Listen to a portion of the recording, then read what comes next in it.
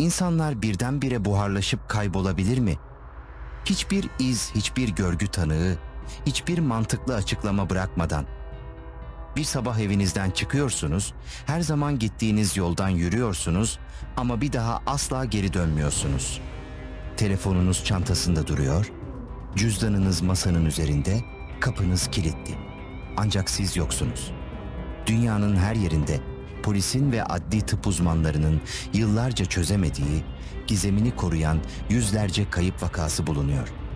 Bugün tarihin en karanlık, en kafa karıştırıcı ve hala cevap bekleyen çözülemeyen kayıp dosyalarını inceliyoruz. Kayıp vakaları denildiğinde akla ilk gelen şey genellikle bir kaçırılma ya da cinayet ihtimalidir. Fakat bazı dosyalar vardır ki bilimin, mantığın ve resmi makamların sınırlarını zorlar. Örneğin onlarca yıldır arşivlerde tutulan ancak bir türlü sonuçlandırılamayan dosyalar gibi. İnsanlar arkalarında hiçbir mantıklı iz bırakmadan ortadan kaybolduklarında geride kalan aileler için zaman adeta durur.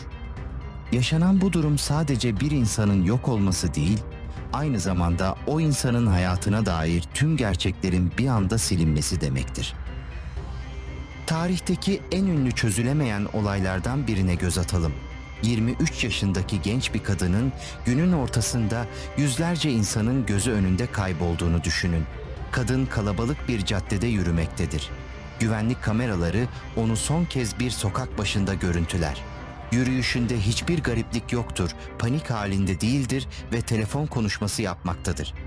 Saniyeler sonra başka bir açıda bulunan kameranın görüş alanına girmesi gerekirken o kamera açısına hiç girmez.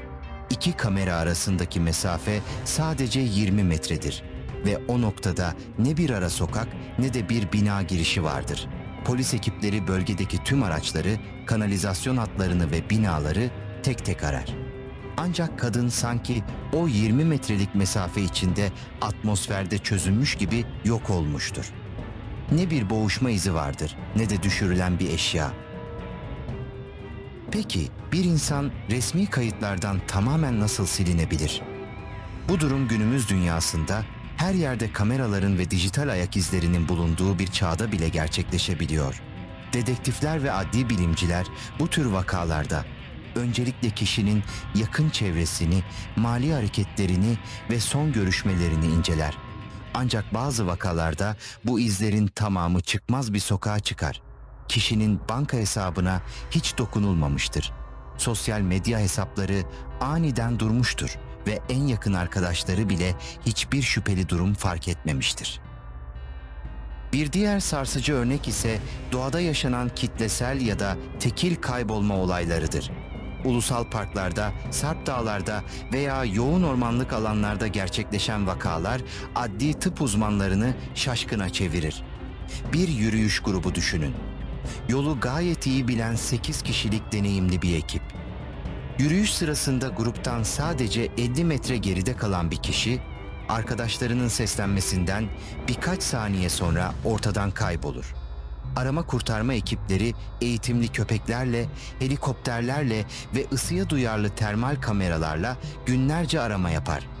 Ancak ne bir ayak izi bulunur ne de giysi parçası. Hatta en garip olanı arama köpeklerinin kokuyu belirli bir noktada aniden kaybetmesidir. Koku hattı bir hat üzerinde aniden kesilmektedir. Sanki o kişi o noktada yerden yukarı doğru çekilmiş gibi. Çözülemeyen suç dosyalarının en acı veren tarafı arkada kalan cevapsız sorulardır. Bir insan kendi isteğiyle mi kaybolmuştur yoksa kusursuz bir planın kurbanı mı olmuştur? Kendi isteğiyle ortadan kaybolan insanların varlığı bilinmektedir. İnsanlar bazen geçmişlerini, borçlarını ya da yaşadıkları hayatı geride bırakarak yeni bir kimlikle sıfırdan başlama kararı alabilirler. Fakat bu süreç sanıldığı kadar kolay değildir. Dijital dünyada kimlik değiştirmek son derece zordur. Bu nedenle arkasında hiçbir mali iz bırakmayan kayıpların kendi istekleriyle gitmiş olma ihtimali adli uzmanlar tarafından çok düşük görülmektedir. Geride kalan ipuçları bazen olayı daha da karmaşık hale getirir. Araştırmacılar, kayıp kişilerin son anlarına ait ses kayıtlarını veya kişisel notlarını incelediklerinde sıklıkla anlamsız detaylarla karşılaşırlar. Örneğin, kaybolmadan birkaç saat önce yazılmış son derece normal bir alışveriş listesi veya bir gün sonrası için yapılmış bir buluşma planı. Bu durum kişilerin kaybolacaklarından habersiz olduklarını ve olayın tamamen aniden gerçekleştiğini göstermektedir. Bu tür dosyaları incelerken insan zihni mantıklı açıklamalar bulmakta zorlanır. Suç uzmanları kusursuz suç diye bir şeyin olmadığını söylerler. Her suçlu arkasında mutlaka bir iz bırakır. Bir saç teli, bir doku örneği, gözden kaçan bir mikroçip ya da bir görgü tanığı. Ancak bu olaylarda en ufak bir iz bile bulunamaz. Bu durum yetkililerin olayı bir cinayet soruşturması olarak yürütmesini de engeller. Çünkü ortada bir ceset, bir suç mahalli veya bir şüpheli yoktur. Dosya sadece raflarda soğumaya bırakılır ve adının yanına çözülemeyen vaka etiketi eklenir. Dünyanın farklı noktalarında yaşanan bu kayboluş hikayeleri bize insan hayatının ve güvenliğinin ne kadar kırılgan olduğunu gösteriyor. Günlük rutinimizin ortasında, dünyanın farklı noktalarında yaşanan bu kayboluş hikayeleri bize insan hayatının ve güvenliğinin ne kadar kırılgan olduğunu gösteriyor. Günlük rutinimizin ortasında, hiç beklemediğimiz bir anda bir gizemin parçası olabiliriz.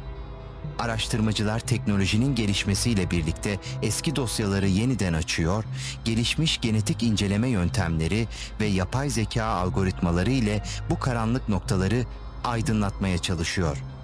Fakat geçen yıllara rağmen bazı dosyalar üzerindeki gizem perdesini korumaya devam ediyor. İnsanların aniden ortadan kaybolması ile ilgili teoriler sadece adli bilimlerle sınırlı kalmıyor. Sosyologlar ve psikologlar da bu olayların toplum üzerindeki etkilerini inceliyor. Bir toplulukta aniden ve açıklanamaz şekilde birinin kaybolması, o bölgede derin bir korku ve güvensizlik dalgası yaratır. İnsanlar kendi emniyetlerinden şüphe etmeye başlar. Çünkü katili veya tehlikeyi bildiğinizde önlem alabilirsiniz. Ancak tehlikenin ne olduğunu bilmediğinizde korunmak imkansız hale gelir. Gelecekte gelişen izleme teknolojileri ve daha kapsamlı veri analizleri sayesinde belki de bu dosyaların bir kısmı çözüme kavuşacaktır. Toprak altında kalan ipuçları, seneler sonra ortaya çıkan yeni tanıklıklar veya gelişen bilimsel testler, yıllardır bekleyen ailelere bir cevap verebilir. Ancak o zamana kadar bu insanlar kayıtlarda sadece birer isim ve cevapsız birer soru işareti olarak kalmaya devam edecek.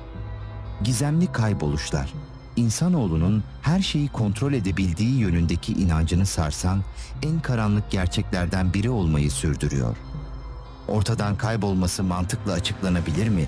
Yoksa bilmediğimiz başka etkenler mi var? Düşüncelerinizi yorumlarda paylaşmayı unutmayın. Eğer bu tarz çözülemeyen gerçek suç dosyaları, karanlık olaylar ve tarihin gölgede kalmış gizemleri ilginizi çekiyorsa, kanalımıza abone olarak bize katılabilirsiniz. Yeni incelemelerimizi kaçırmamak için bildirimleri açmayı unutmayın. Bir sonraki gizemli dosyada görüşmek üzere.